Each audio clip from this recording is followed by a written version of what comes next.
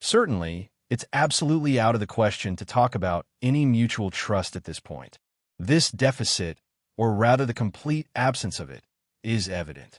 However, the major factor that currently hinders the settlement process is the pause caused by the Ukrainian side's reluctance to pursue a political diplomatic resolution and by the Kyiv regime being provoked by Europeans to continue further military actions, which only worsen the Ukrainian situation day by day.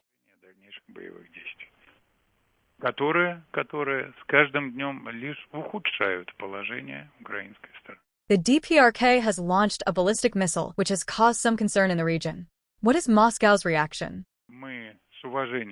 We respect the legitimate right of our friends in the DPRK to ensure their security and to take necessary measures for that purpose.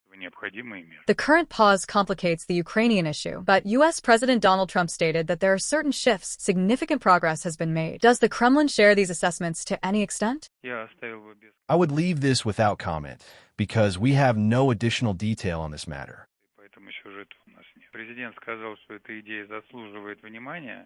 The president said that this idea deserves attention.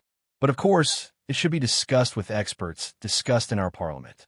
In general, according to the president, this idea deserves attention.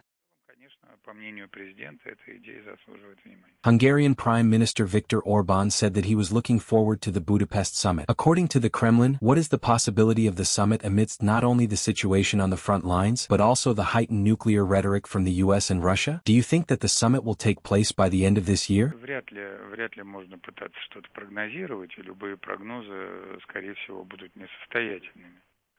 It is hardly possible to predict anything. Most predictions are likely to be unfounded. We believe that at a certain stage, the summit will undoubtedly be in demand by both parties. But this summit should be preceded by very intense, meticulous expert work, and here our U.S. colleagues agree with us. You heard the recent statement from U.S. Special Envoy, Mr. Steve Witkoff. Gunvor announced the rejection of the deal on purchasing Lukoil's foreign assets due to U.S. pressure. How do you assess the U.S. authorities' position? What does the process around Lukoil and anti-Russian sanctions as a whole mean for negotiations on the Ukrainian settlement?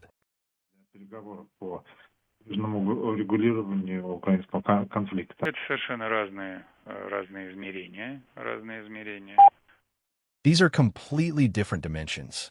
We believe that all legitimate interests of such a major international company, including the Russian ones like Lukoil, with regard to the rules of international trade and economic relations, should be respected.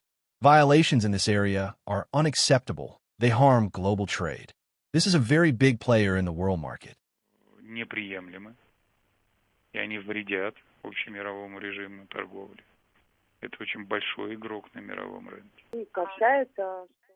It is reported that Foreign Minister Sergei Lavrov fell out of favor with President Vladimir Putin after a telephone conversation with U.S. Secretary of State Marco Rubio led to the cancellation of a summit with President Donald Trump in Budapest.